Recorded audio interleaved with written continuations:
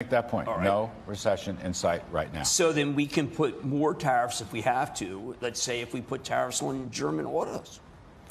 Look, a lot of discussions are being held with the individual countries. Right now, behind the scenes. Right now.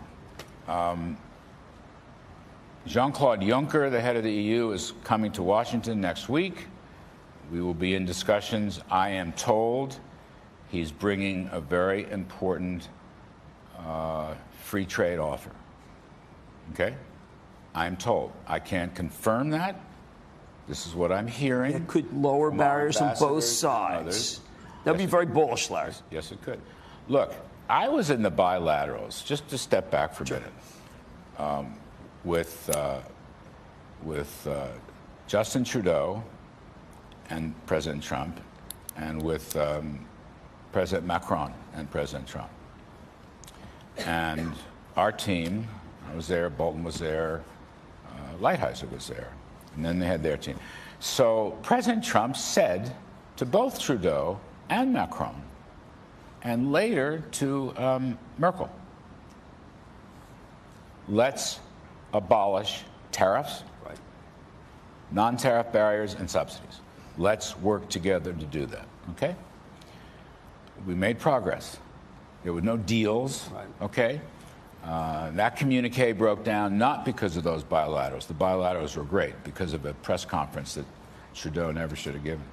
Now, I am told through sources, including our ambassadors, that Merkel has been working on that, shaking up the EU. Even after NATO, even after what looked like a very tough NATO discussion. Yes. You're more positive than I've heard about this. Yes. I'm here last question, because I'm here to work with you on this. So we may be, in this game, predictions are impossible. Right. But I'm just saying, the president has put things on the table. The Europeans are looking at them, okay? And we may be pleasantly surprised, if not a factual deal, Jimmy, at least good, solid negotiations on these topics. All right, last question. I just go back to China. It does sound like things could get out of control with China. Boycotts, kickouts, things going worse before they get better. Is that an accurate depiction of what could occur with China? Not necessarily. Not necessarily. I mean, at the moment, the trade negotiations are kind of stalled. Okay. But other discussions are red hot. I mean, in most cases, according to the president, they have helped us with the North Korean situation. That could be one of the greatest breakthroughs in history, possible. And President maintains, I've never been on these calls, but his calls with President Xi are quite cordial. Okay, this is good. It's just the trade area where they're lagging. Okay. So I mean, if I have a message to you, don't be gloomy and doomy in an overboard sense. Okay. I mean, the American economy is in very good shape. When you do the arithmetic on these things, the volume of goods subject to tariffs times the tariff rate itself, it's still a very small number relative to our GDP. Okay, that's important. I think that can be overrated from someone who doesn't like tariffs, but nonetheless, we're in good shape here. And the discussions are ongoing. So I want to be as optimistic as I can, even though we're dissatisfied with China on this point. These things may change. You've got a lot going on here. There's a lot at stake here. Okay.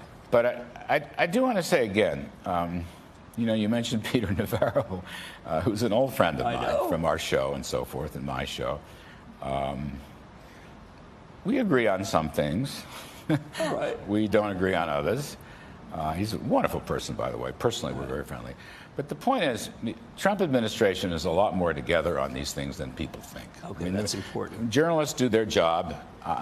You're a TV journalist. I used to be a journalist. They're doing what they have to do, and they love to cause trouble. But it is a bit overrated inside the administration. And I'm here to say, on that point, not only is the economy strong, because of many of Trump's actions on taxes and regulations, but also POTUS is by and large, an advocate of free Kudlow trade. Okay? All right. I wouldn't have taken the job. That doesn't mean he agrees with me on every tactic and every meeting and so forth and so on. He's a very hands-on, decisive guy, as you well know. Yes, I do. And we've all interviewed him many times.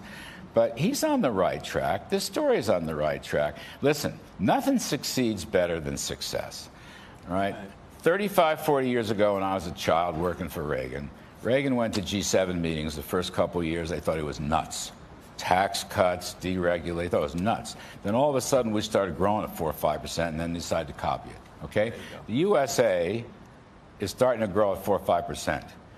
Others will copy it. I hope they do, and I hope free trade is still going to be a pillar of our policies. I love the fist bump. This is how we started. Yes, let's leave it at that on a positive note. Larry Kudlow, thank you so much.